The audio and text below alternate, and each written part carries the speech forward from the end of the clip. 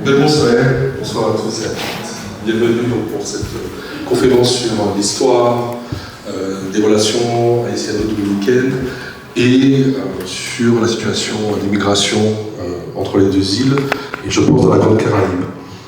Alors cette soirée, comme on vous l'a expliqué dans le cadre de notre cycle Regard croisé sur l'immigration, et nous avons donc le plaisir d'organiser cette conférence ce soir, qui est, j'espère, un peu son climax. Alors je tiens à remercier les associations et organisations qui ont permis de réaliser ce projet, d'Antillais d'ailleurs, le Mouvement du Nid, les Trois Lieux et sa Caraïbe, avec Patrice Le Faucheur qui est présent, la SOCA avec Rose Bonheur, et donc la Fabrique des Coloniales que je représente. Je m'appelle Zaka Toto, je suis président de la Fabrique des Coloniales, fondateur de la revue Zist, et doctorant en histoire et en sciences politiques à l'Université des Antilles. Avec nous ce soir, donc, deux invités estimés qui sont venus d'Haïti et de Saint-Domingue, non seulement donc, pour animer ce moment de conférence et d'échange, mais qui toute la semaine ont été présentes avec les différents publics et avec toutes les organisations qui travaillent sur ces problématiques en Martinique. Et je l'espère, avec encore d'autres rencontres après aujourd'hui. Donc, tout d'abord, Colette Lespinasse, à ma droite, journaliste et militante des droits humains haïtienne. Elle est connue pour son travail dans les années 80 de lutte contre le régime de Duvalier et donc la dictature duvalieriste qui a persisté jusqu'à ces années-là. Elle anime, ou elle animait en tant que coordinatrice depuis 1999, le groupement d'appui aux rapatriés et aux réfugiés, qui est une plateforme qui rassemblait toutes les ONG, donc toutes les organisations non gouvernementales, travaillant sur la problématique de la migration haïtienne en République dominicaine. Elle considère cette situation comme une véritable situation d'esclavage moderne. Donc elle va rentrer avec nous ce soir dans les détails de cette histoire, qui est lourde entre Haïti et Saint-Domingue, qui est aussi une histoire humaine. Elle va vous expliquer pourquoi elle considère cette situation comme grave. Avec nous aussi, donc à ma gauche, Altagracia Jean-Joseph, avocate dominicaine, qui milite pour le droit des afrodescendants dans son pays. Elle est dirigeante du réseau Jacques Viau pour les droits humains. Elle a participé à la marche verte contre la corruption en République dominicaine, et elle a cofondé la Human Code Foundation, où elle éduque sur les questions de justice raciale et reproductrice. Elle a l'initiative du mouvement Soy Dominicano como tú, je suis dominicain comme toi, où il s'agit de faire reconnaître les droits des afrodescendants en République dominicaine. Donc ce soir, nous allons discuter d'histoire, des conséquences de ce nouveau héritage colonial, peut-être des problématiques du nationalisme exacerbé et peut-être raciste dans la Grande Caraïbe, puis de combats toujours présents pour l'égalité raciale, mais aussi de genre, et que cette égalité ne soit pas seulement une abstraction, qu'elle s'étende dans toute la région.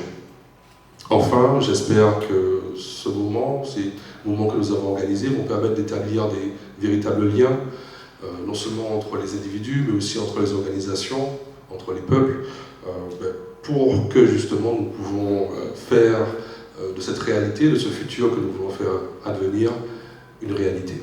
Voilà, je vais laisser la parole à Colette, et j'espère que nous aurons après une séance de questions-réponses particulièrement interactive. Merci encore.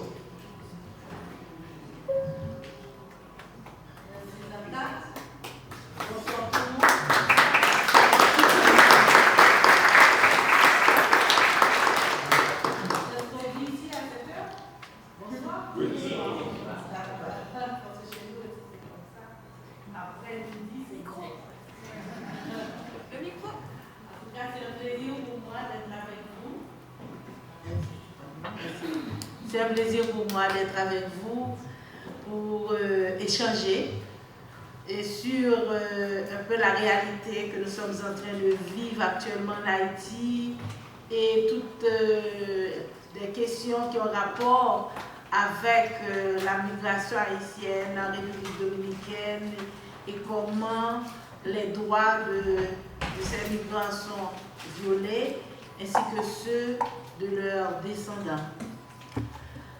Alors, vous avez entendu parler très souvent de la situation en Haïti, peut-être pas, bien que ce soit une situation extrêmement difficile actuellement, mais j'ai l'impression que dans certains pays, on n'en parle pas, presque pas, sauf quand il y a vraiment quelque chose d'extrêmement grave qui se passe. On mentionne rapidement quelques bribes de phrases sur Haïti. Alors, nous sommes en train de vivre en Haïti actuellement une situation de violence, d'insécurité, d'instabilité politique qui ne cesse d'augmenter. Vous avez sûrement entendu parler de gangs, donc on a des groupes armés, très souvent des jeunes de moins de 30 ans, qui sont parvenus à contrôler 90% de la capitale et un tiers du département le plus peuplé qui est l'Artibonite. Et ils créent des conditions semblables à la guerre. C'est une guerre qui ne dit pas son nom, c'est ce que nous sommes en train de vivre actuellement en Haïti. Donc ces groupes armés contrôlent les grandes artères, ils bloquent la circulation des personnes et des biens. Et les enfants sont les premières victimes de cette situation-là. On a beaucoup de cas de violence contre les femmes. On a aussi beaucoup de quartiers qui sont détruits, brûlés, etc.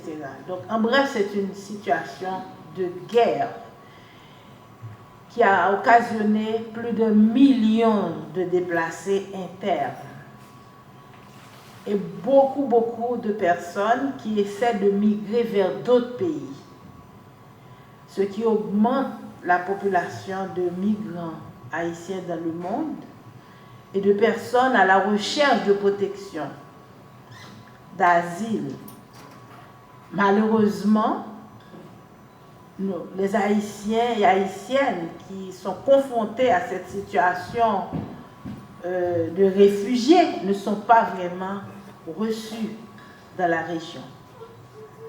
Mais Haïti n'a pas toujours été une terre d'émigration, c'est-à-dire une terre où les gens veulent partir.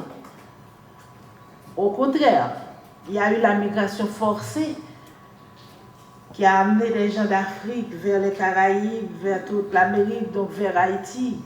On a eu l'esclavage et l'Espagne du côté, dans l'île d'abord et ensuite la France. Donc c'était une migration forcée.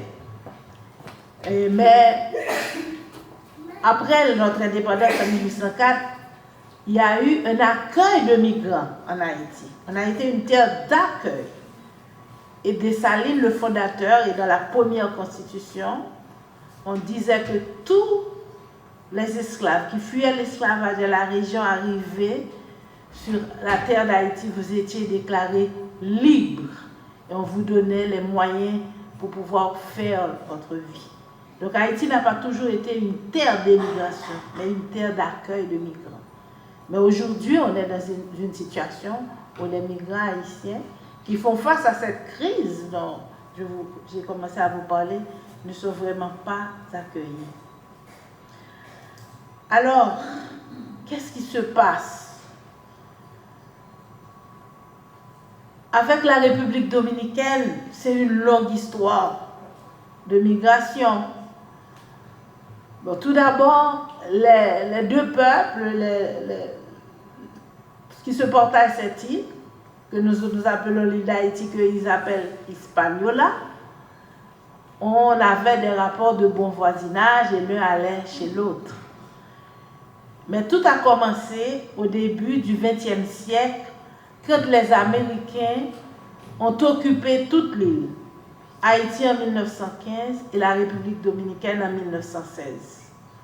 Et là, c'était l'époque de l'intensification et des entreprises sucrières parce qu'il y avait une grande demande pour le sucre de la canne. Et les Américains ont installé des usines, ils ont fait ce que nous appelons une division du travail. Ils ont installé les usines sucrières en République dominicaine, seulement 2 ou 3 en Haïti, et ils ont fait venir la main-d'œuvre d'Haïti. Donc on a eu un grand mouvement de population encouragé par le développement des usines sucrières en République dominicaine. Déjà, sous l'occupation américaine, et à ce moment, on n'avait pas besoin de visa, rien du tout. On n'avait qu'à traverser la frontière. Et les gens étaient recrutés, ils trouvaient du travail, d'autant plus qu'il y avait un mouvement de paysans qui réclamaient des terres, etc. en Haïti, donc c'était facile pour faire passer les paysans de l'autre côté. Avant, ils allaient à Cuba et ensuite en République dominicaine. Maintenant, quand les Américains ont laissé l'île, pour Haïti c'est en 1934, on a eu un autre mouvement en République dominicaine où le dictateur Trujillo, à ce moment, a commencé à structurer toute une idéologie raciste. C'est l'anti-haïtianisme. Donc ils disent aux Dominicains, vous n'avez rien à voir avec l'Afrique, vous êtes des descendants des Indiens, des indigènes, des Taïnos et des Espagnols. Et pendant longtemps, même le mot noir, vous n'allez pas le retrouver sur les papiers d'identité dominicains, alors que les Dominicains sont des Noirs. Un petit peu plus métissés que nous autres, mais c'est un peuple de Noirs. Mais ils sont des Indios. C'est ce qu'on mettait sur le papier pour ne pas citer le mot noir. Donc ils ont mis en place toute une politique anti-haïtienne. Tout ce qui est noir, chez nous, ce sont les Haïtiens. Mais vous n'êtes pas, vous êtes des descendants d'Espagnols et des descendants de Taïnos. Et puis, il y a dans les médias, à l'église, à l'école, il y a toute une idéologie qu'on a inculquée, l'anti-haïtianisme. C'est une forme de racisme et qui crée beaucoup de discrimination contre la population haïtienne et aussi la population noire en République dominicaine. Il y a même eu une tentative, on a fait importer, excusez-moi l'expression, des femmes blanches pour pouvoir, entre guillemets, blanchir la race. Donc c'est comme ça qu'en 1937, ce dictateur, il a fait un massacre pour essayer d'éliminer une population noire, parce que tous les Noirs étaient, selon lui, des Haïtiens. Et beaucoup de Dominicains noirs aussi ont perdu la vie à ce moment-là. Selon Suzy Castor, il y a eu entre 20 à 50 000 personnes qui ont été tuées pendant le massacre. Mais, business oblige, ils ont recommencé à recruter la main-d'œuvre haïtienne parce que, entre-temps, il y avait une grande demande sur le marché international pour le sucre. Donc c'est comme ça que nous avons en République dominicaine des communautés cannières. Ça veut dire des gens qui vivent en plein champ de canne, à côté ou un petit peu éloigné des autres villes et des communautés dominicaines. Donc si vous ouvrez des Dominicains qui y vivent, ce sont des personnes très pauvres. Ça a changé un tout petit peu, mais pendant le temps, c'était comme ça, vraiment. Et on savait que dans ces endroits-là, là où l'on appelle les bâtés, c'était surtout des Haïtiens, des Haïtiennes qui y vivent, les gens et chaque année qu'on faisait venir pour couper la canne. Alors maintenant, ça a duré et il y a eu pendant tout la période de la dictature des Duvalier des contrats d'embauchage.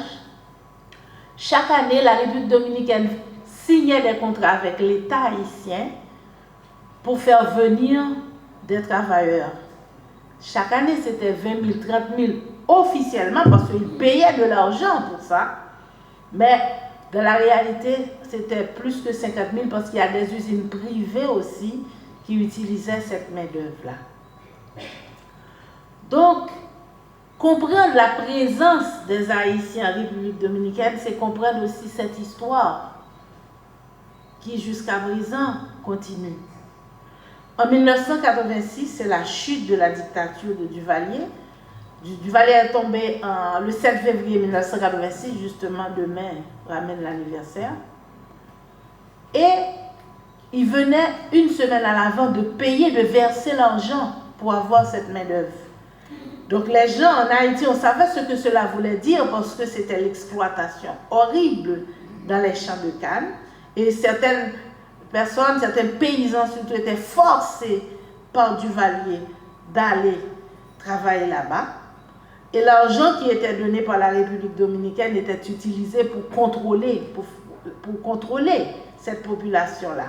Parce que Duvalier voulait, pour se protéger contre ce qu'il appelait les Camoquins, les rebelles, les gens qui étaient contre son régime, il voulait contrôler les Haïtiens qui travaillaient en République dominicaine. Et il prenait cet argent-là qu'il recevait de la République dominicaine pour pouvoir payer ses sbires. Et les embauchages officiels ont été stoppés parce qu'il y a eu des manifestations contre cela en Haïti. Et puis, mais officiellement, il n'y a plus eu de contrat, mais les embauchages maintenant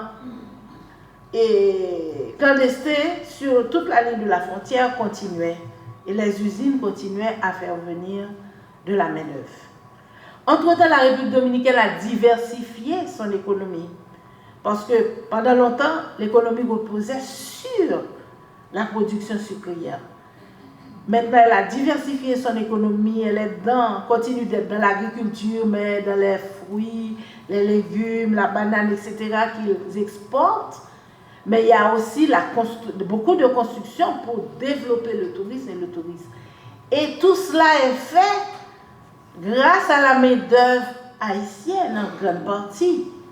Par exemple, l'agriculture qui donne à manger aux Dominicains, aux millions de touristes qui visitent ce pays chaque année, et aujourd'hui qui alimente une bonne partie du marché haïtien, vient de la main-d'œuvre haïtienne. Toutes les études montrent que 90% de l'agriculture en République dominicaine repose sur la main-d'œuvre haïtienne.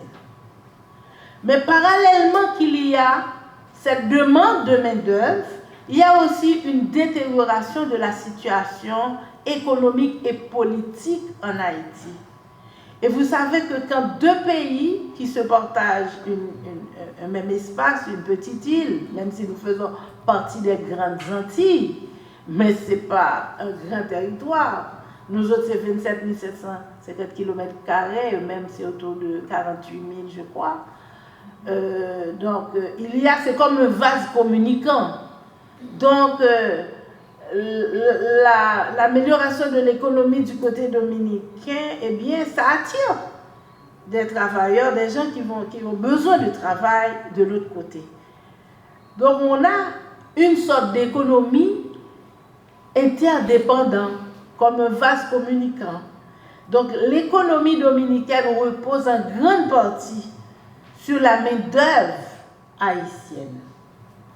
Maintenant, entre 1986 et aujourd'hui, on a encore un autre phénomène très important qui s'est développé dans les relations haïtiennes et dominicaines, ce sont les marchés frontaliers. Avant, c'était difficile de traverser la frontière pendant la période de la dictature de Duvalier, mais après l'embargo en 1991, après le coup d'État contre Aristide, donc avec l'embargo sur le pétrole, c'est la République dominicaine qui a approvisionné Haïti. Donc beaucoup de commerçants sont entrés, ont vu que Haïti était un marché important. Et de petits marchés d'échange comme ça entre les peuples de la frontière se sont convertis en de grands marchés qui drainent chaque semaine, 2 fois, 3 fois par semaine, des milliers et des milliers de gens. Donc on a une masse de population des deux pays qui se rencontrent toutes les semaines à la frontière. Et aujourd'hui, Haïti est le deuxième partenaire commercial de la République dominicaine après les États-Unis. Ce sont des milliards de dollars qui sont... ces échanges représentent des milliards, plus de 4 milliards de dollars par année, selon les économistes. Mais la République dominicaine dit que c'est un marché humanitaire. C'est pour parce qu'ils ont le cœur sensible pour Haïti, c'est pourquoi ils ouvrent la frontière, ils permettent cet échange-là. C'est humanitaire. Donc les gens qui analysent cette situation disent que il y a ce qu'on appelle une double morale, la double morale. C'est comme ça que nous regardons la situation de la migration. Parce qu'on dit, d'un côté, il y a une économie qui attire les gens et qui utilise cette main-d'œuvre. La République dominicaine a construit un mur pour empêcher le passage des migrants, mais ce sont les migrants haïtiens qui sont en train de faire le mur. Vous vous imaginez. Donc, il y a un discours politique pour apaiser les nationalistes, mais dans la réalité, c'est une autre réalité qui se fait. Maintenant, ce qui se passe, c'est que d'un côté, il y a cette demande et on utilise les déportations, les rapatriements massifs pour pouvoir à chaque fois équilibrer la quantité qu'on a fait entrer pour travailler. Il y a des chiffres effarants, vous demandez, mais d'où viennent ces gens? Par exemple, il y a eu déjà 3 enquêtes, et la dernière en 2017, qui disent qu'il n'y a pas plus que 500 000 immigrants haïtiens en République dominicaine et autour de 275 000 descendants d'Haïtiens. Parce que les descendants, on ne les contrôle pas comme des Dominicains. Il y a beaucoup de gens qui n'ont pas de nationalité et on dit qu'ils sont des Haïtiens. Alors que ce sont des gens qui ne connaissent pas Haïti. De première, deuxième, troisième jusqu'à 4e génération. Donc, dont les parents ont été en République dominicaine depuis les années début du XXe siècle dont je vous ai parlé et qu'on ne veut pas considérer jusqu'à présent comme dominicains. Donc, il y a des chiffres, mais tous les chiffres montrent qu'il y a à peine 500 000, un demi-million d'immigrants haïtiens. Il y a eu des enquêtes qui ont été menées par des institutions dominicaines avec des institutions des Nations Unies. Mais chaque année, ce sont des milliers de personnes que la République dominicaine est en train de déporter sous prétexte qu'ils sont des Haïtiens ou bien parmi eux des Haïtiens réellement. Mais c'est une migration circulaire, comme je vous ai dit depuis le départ. Et on fait entrer les gens, on les fait sortir, on les fait entrer. Et parfois, pour qu'ils retournent en République dominicaine, on leur fait payer de l'argent. Donc il y a tout un trafic d'êtres humains, de migrants qui est derrière cela. Je vais vous donner quelques chiffres. On a, en 2024, donc cette année, 223 895 personnes expulsées.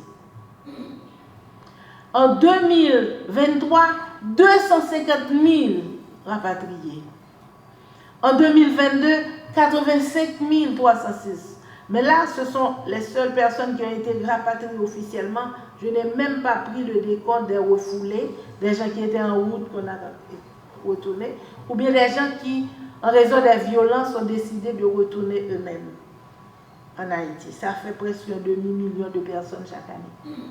Il n'y a pas autant de migrants haïtiens, sinon ce serait tout Haïti qui serait la République dominicaine, mais il y a un discours qui le veut, et on ne veut pas reconnaître qu'il y a un trafic de personnes, un trafic de migrants, et qu'il y a une économie aussi qui attire une population de migrants. Donc c'est pourquoi nous disons que c'est une migration circulaire.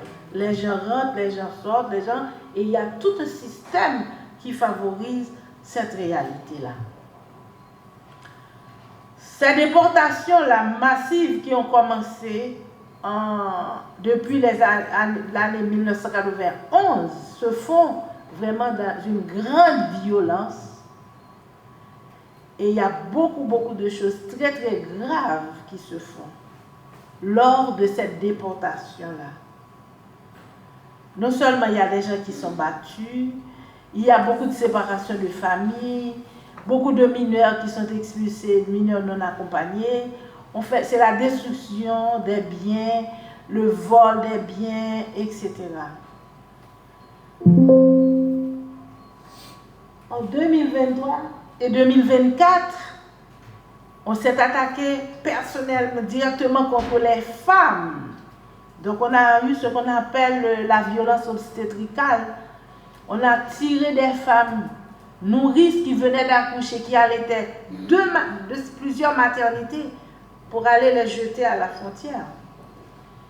On a eu des exemples de femmes qui étaient sur le point d'accoucher, qu'on n'a pas accepté dans une maternité.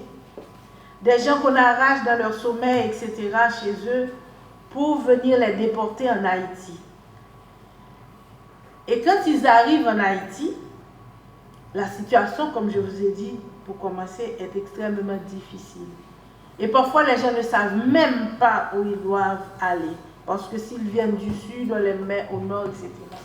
Et c'est dans ce contexte que moi, en 1991, quand il y a eu la première vague de déportation, qu'avec d'autres personnes, nous avons créé le groupe d'appui aux rapatriés et réfugiés. Depuis ce moment-là, les déportations massives n'ont jamais cessé. Ça peut baisser un moment, mais ça continue. Et récemment, en octobre 2024, donc l'année dernière, alors qu'Haïti est dans une situation extrêmement grave, où les gens cherchent refuge partout, le pays le plus proche, le voisin le plus proche, a décidé d'expulser chaque semaine, tenez-vous bien, 10 000 personnes. Donc, on balance les migrants partout sur la frontière. Entre octobre et décembre 2024, ils ont expulsé plus de 100 000 personnes. Il y a des gens qui arrivent en Haïti, je vous ai dit comment les routes sont coupées, il y a des bandits qui occupent des territoires, les gens ne peuvent pas rentrer chez eux. Il y en a qui ne savent pas où aller. Donc alors qu'on ne peut plus, on demande une protection, vous avez entendu la présence d'une force multinationale, c'est dans ce contexte qu'on expulse autant de gens en Haïti. Donc ce qui se passe dans les relations haïtiano-dominicaines et dans la migration haïtienne avec la République dominicaine est extrêmement grave. Ça a été dénoncé dans de nombreux rapports internationaux. Le Haut Commissariat des Nations Unies pour les réfugiés, le Haut Commissariat des droits de l'homme, la Commission interaméricaine des droits humains, etc., ont dénoncé cette situation. Beaucoup d'organisations République dominicaine en Haïti, mais jusqu'à présent, c'est cette réalité-là que nous avons et que je voudrais partager avec vous. Dans un autre moment, peut-être, je pourrais parler de ce que la société civile a fait, parce que la société civile des deux pays travaille aussi pour essayer de chercher une solution, mais je m'arrête là parce que Altagracia va vous donner la version de l'autre côté de ce qui se passe, parce que la violence que nous vivons, que les migrants vivent, etc., dans tout le processus de rapatriement, eh bien, ça commence déjà en République dominicaine. Merci.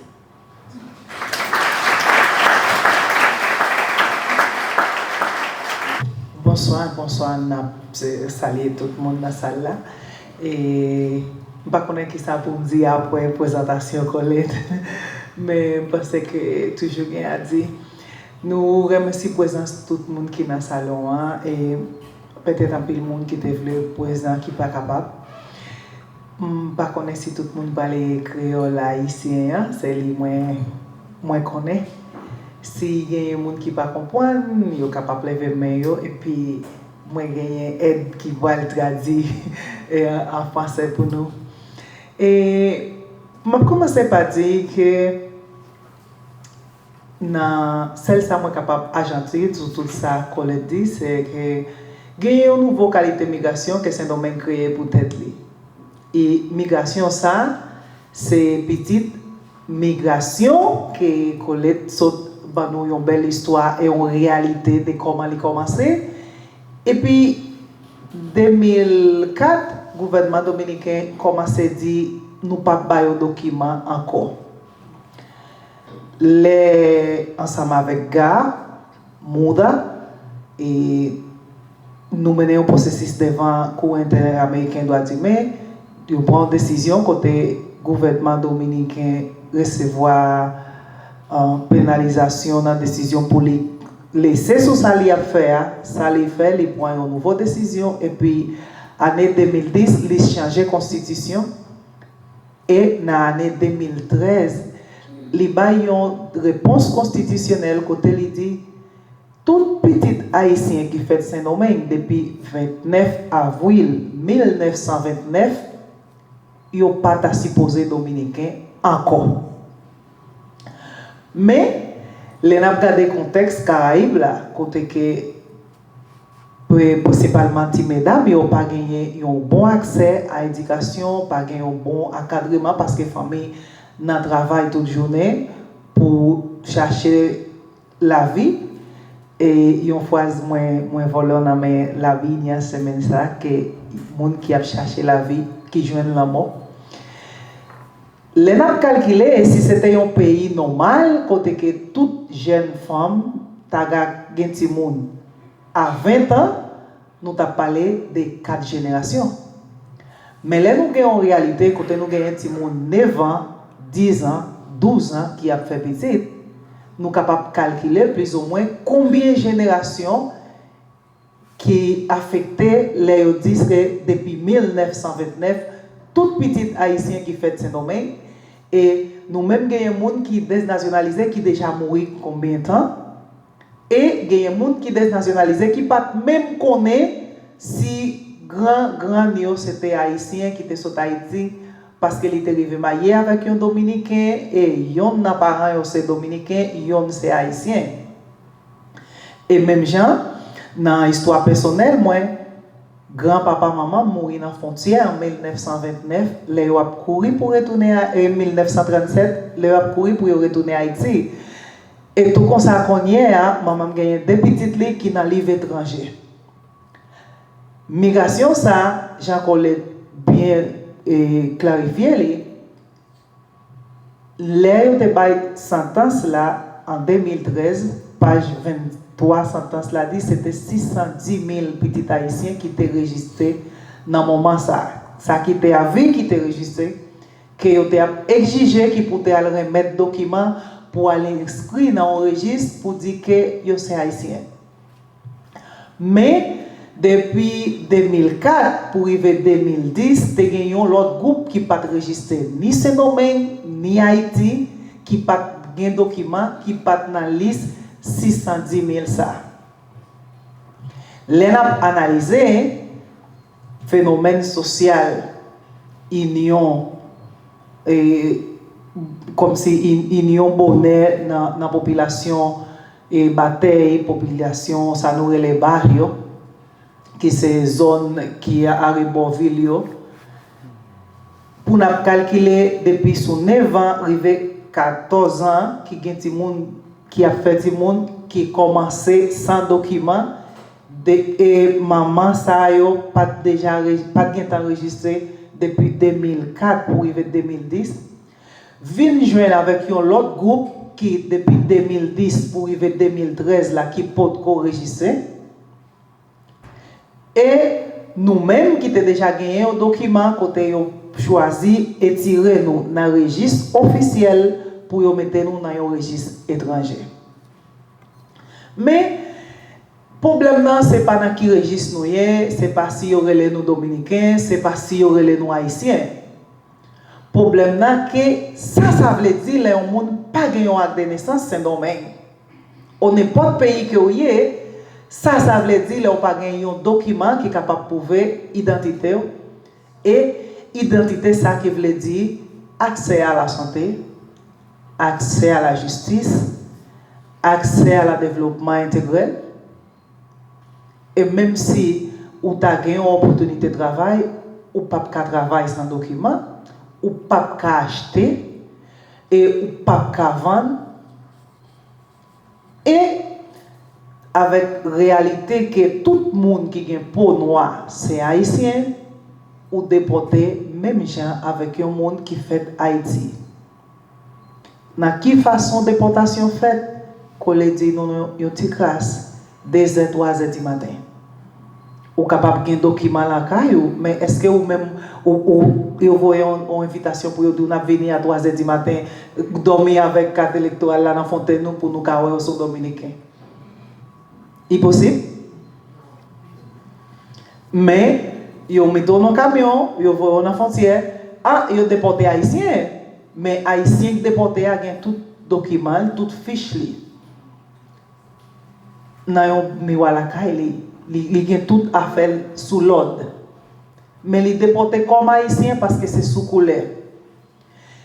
Qui ça qui plus grave et parce que nous pas qu'à quitter ça du côté violation sexuelle qui a fait contre femme, comme jeune type de dame les bon, un exemple que nous gagnons et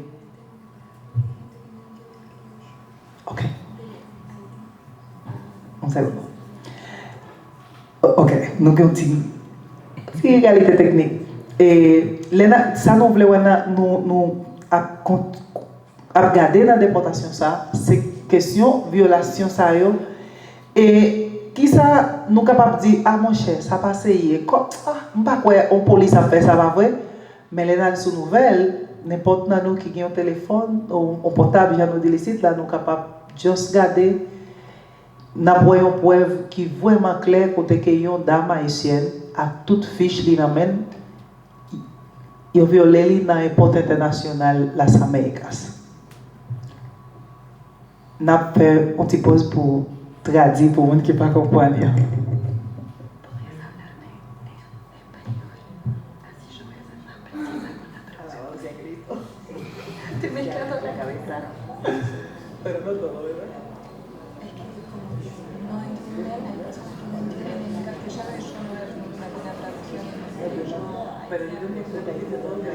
Ah, no, empezamos desde ahora, me parece. Ok.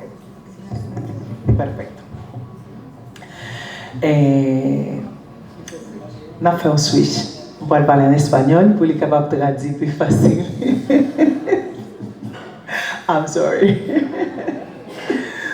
So, lo último que yo decía era sobre las violaciones sexuales que se dan en las deportaciones. Y un ejemplo vivo de esto es que en el Aeropuerto Internacional de las Américas, una joven haitiana con todos sus documentos a mano, fue violada donde hay cámara, donde hay seguridad supuestamente, donde hay luces, en el Aeropuerto Internacional de las Américas. Entonces, si una persona puede ser violada donde hay cámara de seguridad, donde hay láser, donde hay escáneres, donde hay todo tipo de vigilancia, háganse una idea de qué pasa en una casa a las 2 de la mañana, a las 3 de la mañana, a las 4 de la mañana, donde quien es supuestamente la autoridad es quien entra. Altagracia nous parle ici d'un cas d'une femme qui a été violée pendant sa déportation à l'aéroport, dans un espace où il y a des caméras de sécurité, dans un espace où il y a supposément des agents de sécurité, etc. Donc dans un cadre qui est censé être un cadre de sécurité pour cette femme. Et si cette femme a été violée dans cet espace-là, imaginez ce qu'il se passe hors de ces espaces de sécurité quand il est 3h, 4h du matin sur des chemins de migration. Tomando en cuenta que la autoridad es que entra, o sea, entonces, ante ese fenómeno, no solo tenemos las violaciones sexuales a mujeres adultas, tenemos casos reportados de niñas de 12, 13, 14 años violadas por los agentes de migración. Tenemos también que grupos paramilitares que se hacen llamar defensores de la patria tienen la autoridad gubernamental de deportar sin una autorización jurídica, pero sí una libertad tácita, no expresa, tácita de parte del gobierno, que es indiferente cuando una persona que no pertenece a migración, que no pertenece a la guardia, también tiene el derecho de deportar, entrar a tu casa, robarte todo y decidir que ya tú no eres dominicano y que él se va a quedar con tu casa y con tus bienes. Y esos anuncios, esos grupos lo hacen de manera pública y el gobierno dominicano no pone un alto a eso. Ce ne sont pas seulement des femmes adultes, mais aussi des jeunes filles, des enfants de 12, 13, 14 ans qui se font violer par des agents migratoires. Donc ça fait partie du système même de l'organisation migratoire. Donc c'est une violence et une discrimination organisée.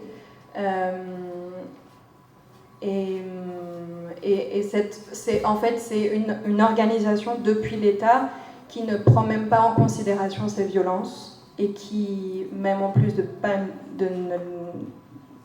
ne pas les prendre en considération, les organise dans le système de déportation en obligeant des personnes a s'extraer de leur maison a n'importe quelle heure de la nuit, etc. Y una de las cosas que no podemos dejar de lado, que las agresiones son múltiples, no solamente a los migrantes, sino también a las personas que hacemos defensoría de derechos humanos, los cuales normalmente también somos víctimas de amenaza, de abuso.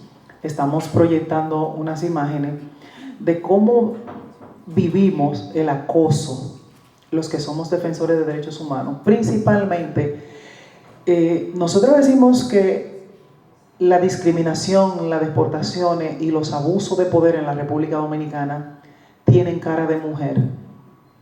Porque si bien es cierto que los hombres, hay unos cuantos que también hacen activismo, el acoso, los insultos y toda la persecución y los sobrenombres que recibimos las mujeres, principalmente las mujeres negras y pobres en la República Dominicana, no lo reciben los hombres.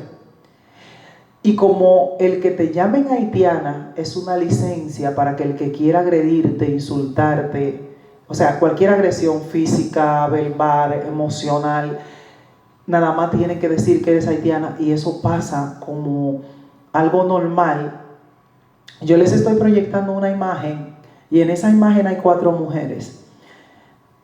Y no es que no hay hombres defensores de derechos humanos. Ustedes me dirán, no hay hombres. Sí, hay hombres defensores de derechos humanos.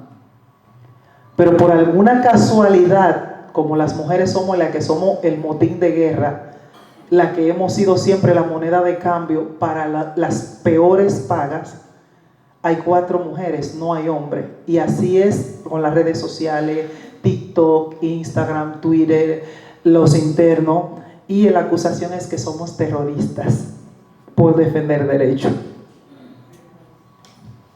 Ce ne sont pas seulement les personnes migrantes qui reçoivent des situations, qui se retrouvent dans des situations de violence, mais ce sont également les personnes qui luttent pour ou qui travaillent pour la question des droits humains, pour le respect des droits humains.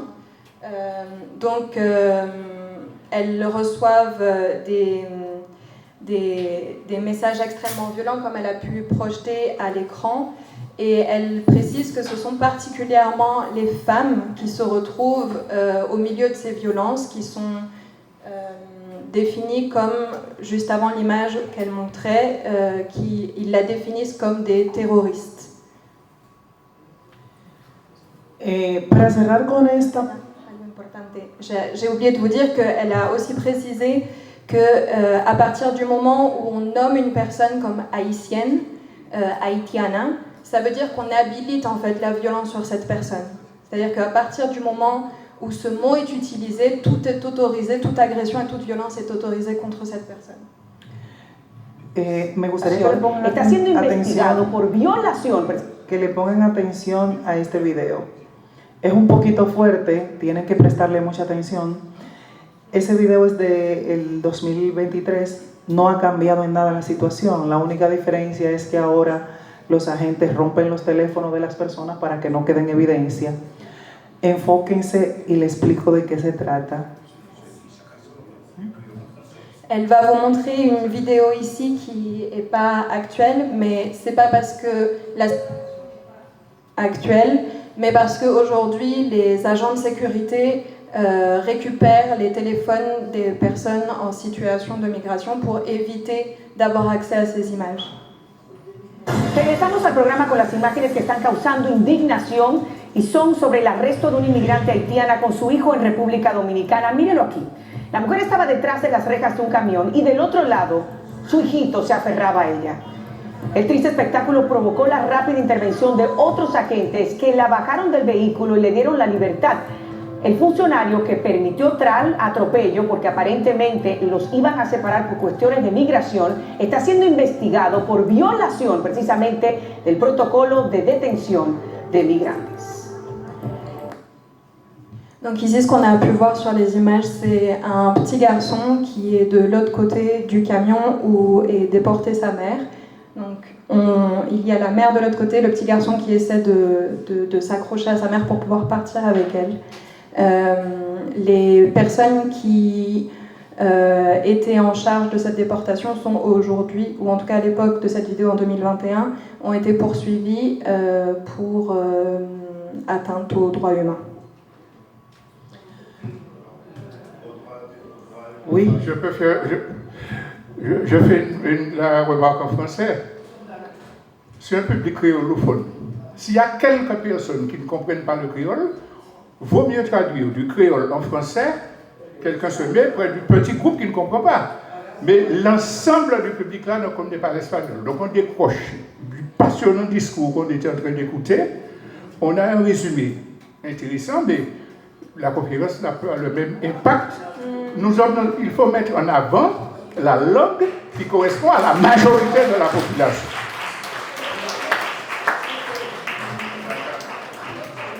Alors aucun souci, en fait initialement la conférence devait se faire en espagnol et c'est ces derniers jours que Altagracia s'est rendu compte qu'elle pouvait absolument faire cette conférence en créole. Ça explique un peu la... Oui. Donc, je vivais quand j'entendais la dame. Bon, par contre, vous avez pu parler, monsieur Saé. Merci de ne pas déranger davantage. Oui. En fait, pour encourager en effet la participation, comme ça a été souligné, et en fait, étant bilingue, en fait, il y a malheureusement de la part du discours de Madame Altagracia qui est un petit peu long, il y a un certain nombre d'informations en fait capitales qui nous passent à la trappe comme. Donc on continue en créole. On continue en créole alors. Comment? Je ferai la traduction en créole. Ok. En français plutôt. Non, mais je pense que c'est pas vraiment nécessaire. En fait, moi je prends des notes.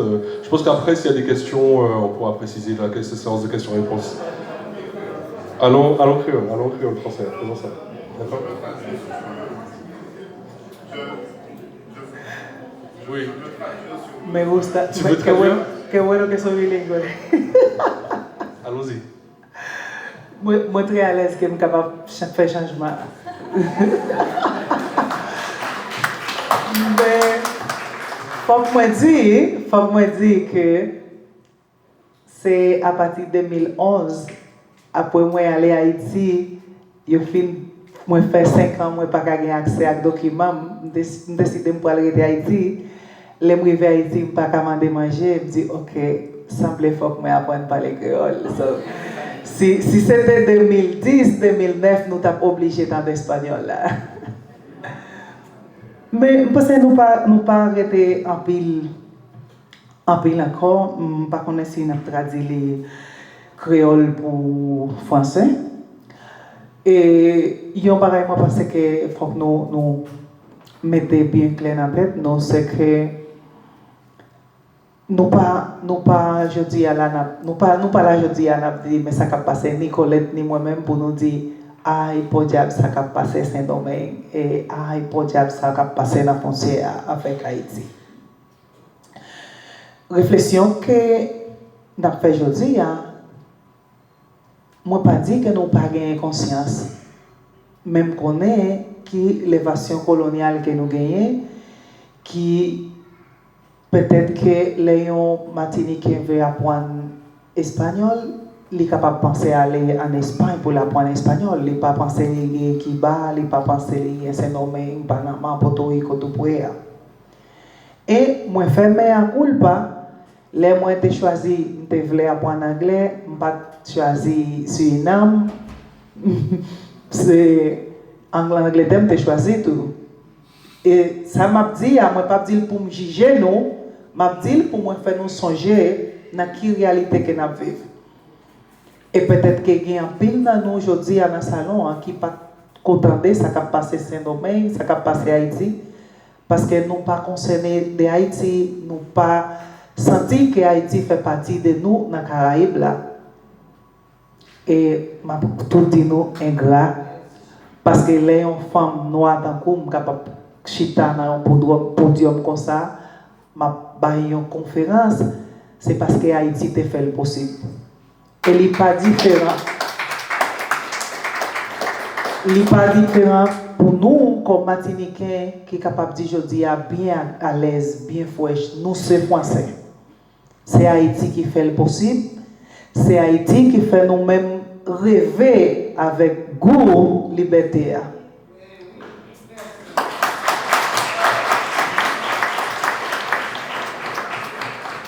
Moi, je ne parle pas avec nous aujourd'hui pour nous garder Haïti avec la peine ou avec le sensible. Moi, là, je dis, pour moi, faire nous changer. Que ça, Haïti, montre nous, ça, Haïti, nous, qui c'est liberté, qui c'est capacité, nous capables de parler. Si nous ne pouvons pas lever camper tête ensemble pour nous lutter, maintenant, même pour Haïti, peut-être qu'un jour, nous avons dit, nous regrettons. Il n'y a pas une menace, il n'y a pas une mauvaise idée, non. C'est une réflexion, une petite tête chaude qui fait en bas pied bœuf dans chaque camp de la bataille Saint-Domingue. Que Haïti fait le cadeau doit rêver. Et rêve ça, Haïti fait le cadeau, mettez le chita devant nous aujourd'hui. Moi-même, Altagracia Jean-Joseph, moi pas t'aimer petit rêve ça. Je continuer à rêver que je suis libre. Oui, pour moi-même comme femme, comme noire, comme petit haïtien qui t'a supposé un gros orgueil. Pour les gens qui oublient l'histoire, c'est un honte lié. Moi-même qui commence à chercher l'histoire, moi qui ai besoin de racines, c'est un gros orgueil lié pour moi que je suis capable de dire que je suis petit haïtien. Et m'a continué l'été jusqu'au bout. Mais il est bien important avant que nous jugions pour qui ça haïtien déplacé, pour qui ça haïtien Saint-Domingue, pour qui ça haïtien pas retourner à Haïti, pour nous faire conscience qui ça a passé à Haïti, qui complot, qui combinaison qui fait Haïti dans janvier, et comment nous-mêmes nous complices dans ça qui a passé dans pile façon. Avant nous longer doit dire pour qui on pas retourner à Haïti. Changer que en pile dans nos fêtes Martinique et gain de l'air nous voulons sentir nous plus français nous à la France. Que dirait situation que nous vivons à Haïti? Qui solution? Nous pas une solution définitive. Nous connaissons, nous pas bailler les gains, nous continuer lutter pour intégration, nous continuer lutter pour respect, nous continuer relayer tout le monde à l'attention. En nous mettre main en main pour nous lutter pour Haïti. Parce que si tu as une solution définitive, je ne vais pas t'appuyer ensemble avec nous là aujourd'hui, tu as fini de résoudre déjà. Si solution est dans la poche. Comme solution pas dans même seulement, moi là aujourd'hui, moi je dis nous, en nous mettre tête ensemble, en nous changer le drapeau haïtien qui ban nous rêve ça. Qui je dis à mettre nos chita là, nous intellectuels, moi-même, moi une femme noire, moi voyager. Haïti est tiré chèvre dans le pied. Haïti est tiré iguase dans le dos. Tigren sa pam qui est capable de pour Haïti, m'a mettre sous table aujourd'hui.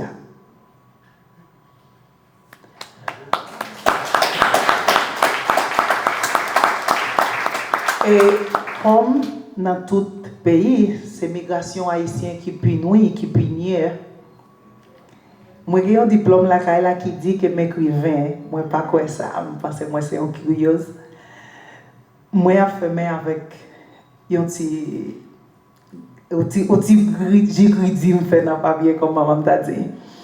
Et m'a fait en espagnol parce que moi composé en espagnol, m'pas connais comment pour me traduire bien en créole pour les un bon sens. Jean moi dit nous c'est 2011 me commencé par les créole là, so pas parler mal non. La migración es tan común como lo es el aire que entra y sale de los pulmones, como el viento que un día es suave y el otro es fuerte o recio, como el año que pasa por diferentes estaciones y varios meses, como lo es la semana que pasa por 7 días diferentes, como los días que pasan por diferentes horas, como las aves que nos enseñan al volar que la belleza del mover de las migraciones. Aceptar la criminalización de la migración sería aceptar que el ciclo mismo de la vida es un crimen por no permanecer en nuestros momentos más felices.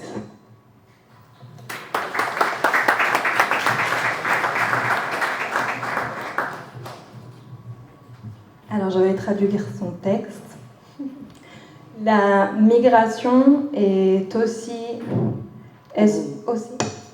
commune comme l'air qui entre et sort des poumons, comme le vent, un jour doux et l'autre fort, comme l'année qui passe par 4 saisons.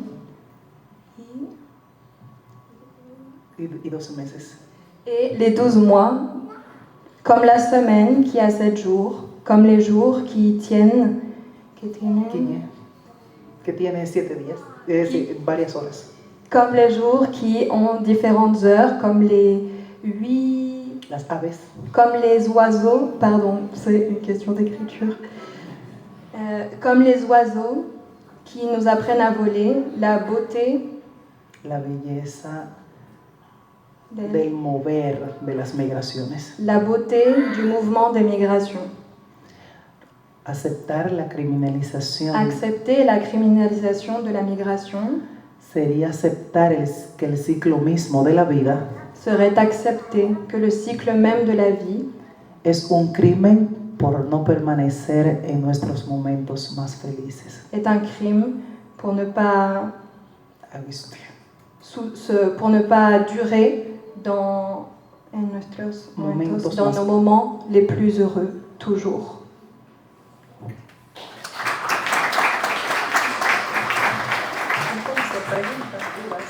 Alors, rapide traduction sur la fin du discours d'Altagracia, que je remercie, un discours très puissant. Je pense que la conclusion est intéressante et on va revenir donc à Colette. Nous ne sommes pas là seulement pour nous plaindre de la situation à Saint-Domingue ou à la frontière avec Haïti. Nous sommes là pour parler de ce qui se passe dans notre région, parce qu'on n'intègre pas... Comment ? Parce qu'on n'intègre pas tout ce que nous devons à Haïti. Et que c'est Haïti qui a rendu possible nos libertés, ici dans la Caraïbe, dans l'Amérique latine, voire dans toutes les Amériques. Nous sommes ici aujourd'hui pour lutter ensemble pour le futur d'Haïti, pour ce rêve qu'Haïti a lancé. Et elle-même, elle dit, moi qui ai dû chercher mon histoire, mes racines, c'est un grand orgueil que j'ai que d'être une petite haïtienne, dominicaine, et qui se bat pour Haïti. Alors, je vais te présenter toute une histoire. Et migration, mouvement, population sous Iléa, que nous partageons, Haïti partage avec la République dominicaine. Nous te disons tout comment la situation est en Haïti et comment la situation difficile, crise généralisée dans la vie en Haïti, il vient augmenter le mouvement population, qui pas seulement pour aller en République dominicaine, mais la chercher protection, la vie dans l'autre côté de la région. Malheureusement, il n'a pas joint accueil, il t'a cherché. Au contraire, pays qui voit plus voisin, il plus à déporter le monde. Mais nos mouvements de trafic, tout parce que mon est rentré et ressorti encore. Alors, qui est-ce qui la cause mouvement migration ça? Je t'explique nous d'abord mon système économique sous île qui vivent de migration ça, qui fait richesse sous l'île, d'exploiter mon lieu, exploiter mes d'œuvres haïtiennes, son vase communicant. Et il y a tout un système qui a encouragé mon lieu, un côté pour aller mais en même temps, politiquement, il faut ça pas paraître. Présence haïtienne et descendants haïtiens en République dominicaine, c'est une responsabilité tout de l'État haïtien. Et nous ne pas peur dire. Parce que nous avons deux élites dans deux pays qui ne pas faire, qui ne pas bailler peuple là, en rien possibilité pour le vivre, mais qui exploiter. Et l'élite en Haïti entend très bien avec l'élite dominicaine. Et il y a de laisser même famille qui ont porté comme l'autre. Il y a des produits pour en République dominicaine pour venir vendre en Haïti. Donc, c'est moun sa yo, c'est l'élite ça dans deux pays qui contrôlent l'État qui contrôlent l'élection tout, qui permettent que une série de politiciens qui viennent sous pouvoir qui ne peuvent pas occuper rien pour la population. Donc, responsabilité est partagée. Alors, nous avons une société civile dans deux pays. Pendant longtemps qui étaient restés indifférents. Ils ne pas contre l'autre. Dans les 30 dernières années, ça a eu un effort de rapprochement qui fait entre organisations de droits, organisations dans tout le monde, l'église, même journalistes, qui essayaient pour nous parler entre nous. Parce que ça permet de nous comprendre l'autre plus bien et puis pour nous combattre la discrimination. Parce que le système d'exploitation et de violence, il est parce que il y a des gens qui ont accepté. Et nous avons un système international qui ont même le rapport qui fait, il n'y a pas vraiment mettre pression sur la République dominicaine. Alors, qui côté pour solution sortie? Donc, moi, je pense que pour la crise là résoudre, il faut une stabilité en Haïti. Pour nous capables de stabiliser la population pour la Kaili, pour que moins de monde, pas dire pour pas que les migrants ici à la République dominicaine, il y a toujours des gens qui allent. Parce que nous avons des familles l'autre bord, et puis c'est deux pays qui proches. L'autre dominicain, on vient en pile à Haïti tout. Vient faire commerce, vient acheter, vient rester, etc. C'est parce qu'il y a des crises en Haïti qui ne font pas venir. Il y a toujours des migrations dans deux pays. Ce sont des choses qui sont là depuis la période coloniale. D'ailleurs, notre tête haïtienne dit jambes sous Panyol là. Parce que tu connais beaucoup de l'autre bois, c'est Panyol. Lui-même, jusqu'à présent, nous avons mal sous Panyol là. Et quand on arrive ou un petit chemin, là c'est République dominicaine, là c'est Haïti. Si vous ne connaissez pas, ou pas connaître selon l'autre pays ou traverser. Ok? Donc, mais on peut stabiliser la population haïtienne pour diminuer la migration et pour diminuer la tension. Il y a tout effort qui peut faire en République dominicaine reconnaître 100 migrants ici au poté pour eux. Ils ne vont jamais reconnaître ça. Ils disent que c'est la charité qu'ils fait nous. Et que ils disent chaque jour dans tous les médias, oh, on a un bon haïtien qui a plein de villes dans le centre de santé la Caillou, donc budget pour les Dominicains pour aller dans la santé haïtienne. Mais c'est pour petits descendants haïtiens qui sont des Dominicains qui n'ont pas de papier. C'est ça qu'ils disent. Donc, nous avons un travail qui vous fait pour reconnaître ça, immigrants porté la caillou comme contribution dans l'économie. Ensuite, nous avons un travail qui est très important pour l'État haïtien fait, pour la société civile de pays fait, pour combattre toute discrimination. Il y a trop de violations de droits de l'homme qui fait et l'État haïtien était bouche bée, il ne pas défendre les citoyens. Ce n'est pas parce que les gens ont des problèmes à chercher la vie qu'on peut accepter que vous ayez n'importe qui traitement.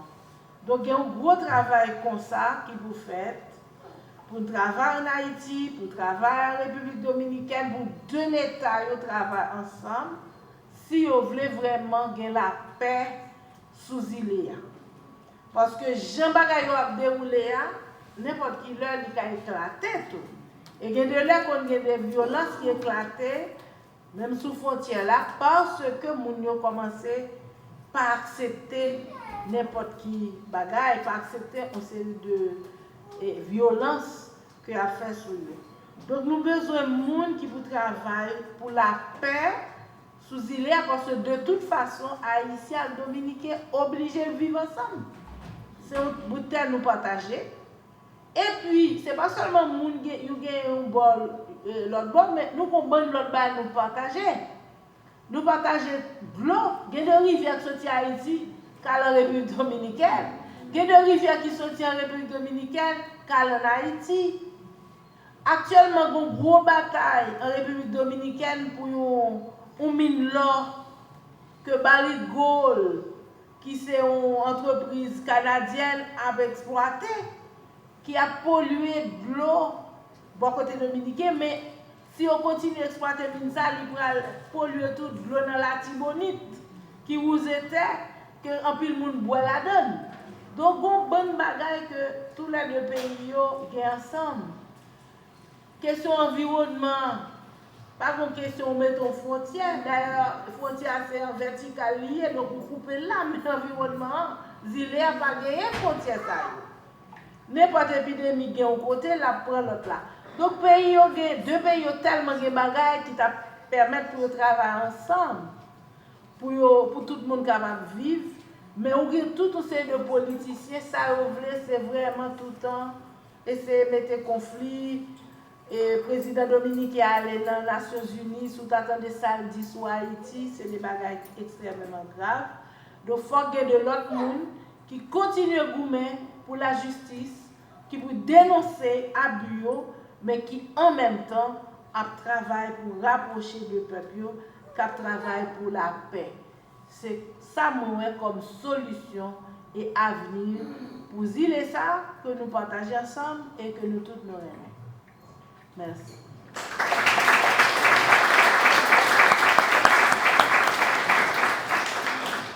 Rapide traduction en français.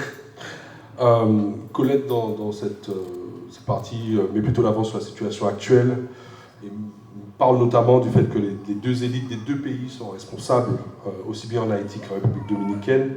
Ce sont des élites qui s'entendent très bien, partagent parfois des alliances patrimoniales, ce sont les mêmes familles, et que donc ces responsabilités sont partagées sur les deux îles. Il ne s'agit pas pour elles d'évacuer la question de la responsabilité des élites haïtiennes dans cette crise. Elle met en avant la nécessité justement pour les organisations de se rapprocher des deux côtés, ce qui est déjà le cas, comme vous pouvez le voir aujourd'hui, pour changer la situation. Et puis, il y a la question des organisations internationales qui certes fournissent des rapports, des études, mais qui finalement ne savent pas vraiment comment mettre la pression sur la République dominicaine pour condamner justement ces exactions. Alors pour elle propose, je crois, 3 solutions. Celle tout d'abord de stabiliser la situation en Haïti, non pas pour mettre fin aux migrations, mais tout simplement pour rendre la situation plus humaine, les diminuer, puisque stabiliser la situation en Haïti veut dire moins de populations qui fuient finalement une situation de guerre civile.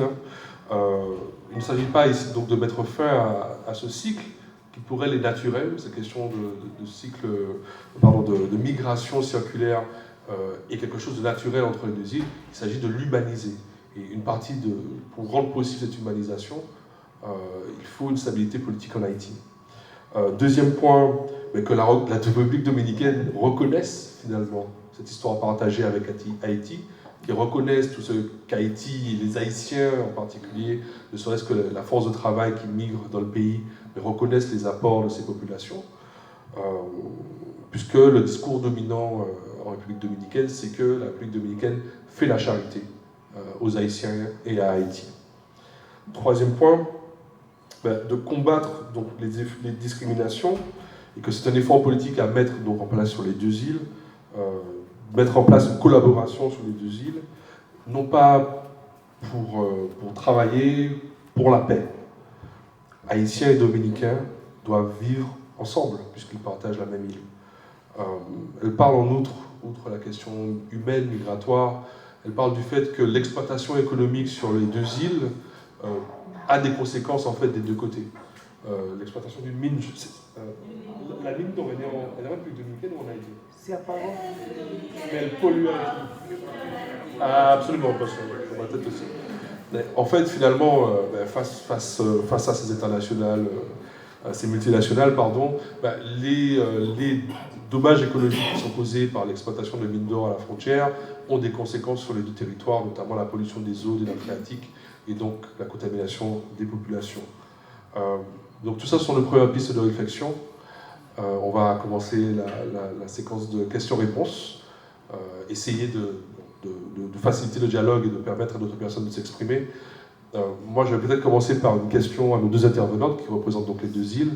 Est-ce qu'il faut imaginer peut-être, je parle en tant que Martiniquais, qui est donc externe directement, mais qui est toujours caribéen, qui peut agir avec sa voix, avec son porte-monnaie. Est-ce qu'un effort, par exemple, de boycott de Saint-Domingue est quelque chose que vous recommanderiez ou qui serait envisageable?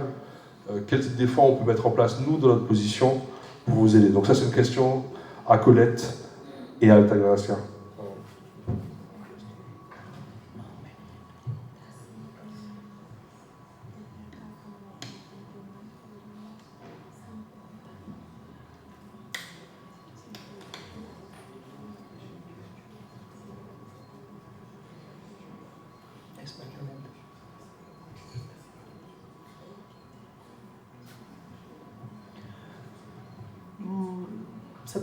Ça m'a pensé qu'il y a plusieurs façons pour écouter la capacité de même penser communication à tout parce que il y a une faiblesse que nous gagnons sur le terrain. Et laissez moi-même qui parle, c'est parce que je suis petit haïtien, ma faveur Haïti. Laissez Colette, c'est parce que les haïtiens veulent défendre Haïti, qui vient faire que même si nous gagnons évidemment de ça qui a passé à nous dénoncer, ça qui a passé à, il n'y a pas la même force, il n'y a pas le même impact. Si nous mettons tête ensemble, nous sommes capables, même si nous voulons, nous capables même aller sur le terrain, parce que je connais que ce n'est pas même affaire. Maman toujours dit, d'essayons, ou essayer. Si nous voulons aller faire une investigation, une recherche sur ça, directement pour nous capables de faire et pas simplement un rapport mais faire un rapport que nous capables de dire ok c'est pas simplement ça nous te ouais sous médias ou bien ça Altagracia te dit ça Colette te dit c'est ça nous-mêmes comme collectif nous te faire recherche par nous te ouais sur terrain nous te parler avec communauté nous te ouais témoignage et gagner plusieurs comment nous t'a dit ça agence dans Caraïbes là et même gens tout avec accès français, nous avons accès avec plusieurs autres réseaux en Europe, qui est capable de permettre que nous l'attention fait gérer le monde où est ça qui a passé en Haïti, parce que c'est intéressant pour nous, l'Université États-Unis, Saint-Domingue, qui a fait campagne en faveur de Palestine. Est-ce que les Haïtiens pas monde? Est-ce que ça qui a passé en Haïti et qu'on est ou pas qu'on est? Mais si nous-mêmes qui nous sommes dans les Caraïbes, qui t'a supposé qu'on est Valais Haïti, nous pas parler de ça. Nous pas attendre, c'est eux-mêmes qui peuvent le faire pour nous. Et Ukraine, combien de monde qui fait campagne pour l'Ukraine, fait même collecte pour envoyer corps, pour envoyer médicaments ukrainiens, mais combien de temps Haïti gagne qu'elle a passé situation calamité plus difficile que l'Ukraine et puis nous-mêmes nous pas même connaître ce qui a passé à Haïti. C'est comme si chercher une façon avec communication et penser communication a toujours gagné des travail comme stratégie de communication yon l'a uni nous aider les capables comme si créer plus de sensibilité sur ce qui a passé à Haïti et campagne de sensibilisation, communication sur ce qui a passé à Haïti et boycott là, il y a un pile haïtien qui travaille dans l'area touristique qui a exploité, pas payé ou bien et puis là ils veulent réclamer, faire connaître ancien haïtien Et puis, on sait là ici a fait travail 4 monde t'as supposé faire parce que il parle créole, il parle anglais, il parle français, il parle espagnol là. Et Jean-Paul le dit, il pas profiter ça, il pas ouais ça tant pour c'est yo qui a et profiter toujours parce que OK, yo te dit non, nous te besoin pour can, nous pas besoin encore parce que nous pas gain can. Mais ces petits haïtiens, c'est haïtiens qui continuent dans l'université comme professeur langue. Dans touristes que yo a parlé d'un pilogue, gens que yo recevoir 11 millions de touristes l'année passée. En pile dans avantage ça, yon c'est haïtien qui travaille comme réception qui bouquet touristes ça yo, mais c'est en pile haïtien tout pour situation Haïti qui gagne famille au Saint-Domingue qui entrer à visiter famille au Saint-Domingue tout et penser ça c'est un marché nous t'es capable de faire en pile effet sur lui si nous capable de faire haïtien qui dans diaspora qui gagne habitude à faire vacances et Saint-Domingue, Nice, Martinique qui allait Punta Cana, Las Terrenas et Puerto Plata dans zone ça yo qui même gens gagné Martinique, la Guadeloupe et Miami a pile l'autre pays dans Caraïbes là qui allait faire vacances Saint-Domingue. Nous comme si gagne pile bagaille que nous même qui dehors nous capable faire que nous même qui en dans Saint-Domingue pas qu'à dire pour faire un boycott contre ce domaine qui connaît mais pas sous sol ce domaine là moi même moi pas qu'à faire boycott là mais nous même qui dehors nous gagne pile outils dans main nous si nous connaît gens pour nous utiliser yo depuis sous CARICOM et communauté Caraïbe là en pile l'autre outils qui dans main nous gagne Caribbean Studies Association ça yo qui dans domaine académique gain un pile à dire et gain un pile à faire c'est simplement faire un petit temps et mettre tête ensemble pour nous voir comment adresser les.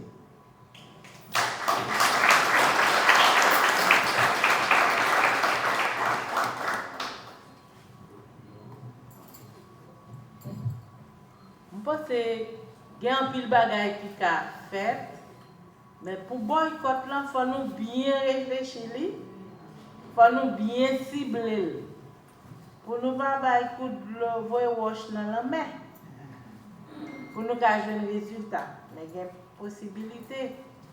Et parce que la République dominicaine est très fort par rapport à la publicité, il fait peut-être. Hier soir, je regardé la télévision, moi, publicité l'a fait. Et il y a un pile comme il mettait dehors. Et chaque fois, il y a des campagnes boycott, il y a l'autre organisation qui essaie de faire ça, mais très souvent, après ça, vous faites grosse répression encore. Donc, il faut bien cibler. Moi, je pense qu'il y a deux poches de touristes, effectivement, de groupes de touristes qui qu'on allait, on sait de côté. Il faut que nous connaissions, identifier puis faire un travail avec eux. Et diaspora haïtienne, je pense que c'est un secteur qui est important, si c'est pour touristes. Mais par exemple, il y a un boycott qui était très fort, mais nous ne pouvons jamais arriver à faire, c'est un boycott produit dominicain en Haïti. Il y a des gens qui va servir avec produits dominicains du tout en Haïti. Il va servir depuis le connaît. Mais il y a un machin entre les gens qui dans le transport avec marchandises dominicaines, on va sur le marché, on va acheter fruits, on va même connaître si c'est fruits haïtiens, on va acheter, ou bien si c'est fruits dominicains. Parce qu'ils ont bombardé sur toute frontière, là, dans tout petit point. Ok? Donc, il vient faire que c'est très difficile. Mais il y a des possibilités. Et tu as commencé, il y a un boycott qui était fait l'année passée, dans fait canal, tu as un canal d'irrigation qui t'a construit sous une rivière que deux pays ont partagé. Et la République dominicaine était fâchée parce que lui-même, il déjà prend de l'eau, il va venir pour Haïti pour la donne, alors que son de l'eau pour tous les deux. Et c'est sous base ça, depuis le ça, il était bloqué frontière net, il coupé toute possibilité pour voyager, ni par terre, ni par mer, ni par l'air. Donc jusqu'à présent, nous n'avons pas avion, ni nous pas traverser les frontières, même pour aller dans l'autre pays. Mais pour dire Saint-Domingue, continue à entrer Haïti, collègue. Pour dire Saint-Domingue, parce que c'est pas entrer Haïti. Après quelques mois, 2 mois, ils ont rouvert le commerce là parce que même commerçants dominicains ne sont pas joués, nous-mêmes nous besoin de vendre. Nous avons un jardin parce que c'est les gens qui produisent manger, qui produisent œufs, qui produisent militants, qui produisent. Donc, Haïtiens ont commencé à boycotter. Mais si il y a une bonne campagne qui est faite, mais vraiment, il faut le bien cibler, il faut le bien organiser, je pense qu'il est capable de faire des résultats. Mais ce qui est important, c'est que nous avons souhaité tout partout, dossier, ça, toujours des gens qui ont parlé, soit qui font des dénonciations, qui produisent un rapport, qui dit un bagage pour ne pas oublier. Parce que le problème n'est pas jamais résolu juste après.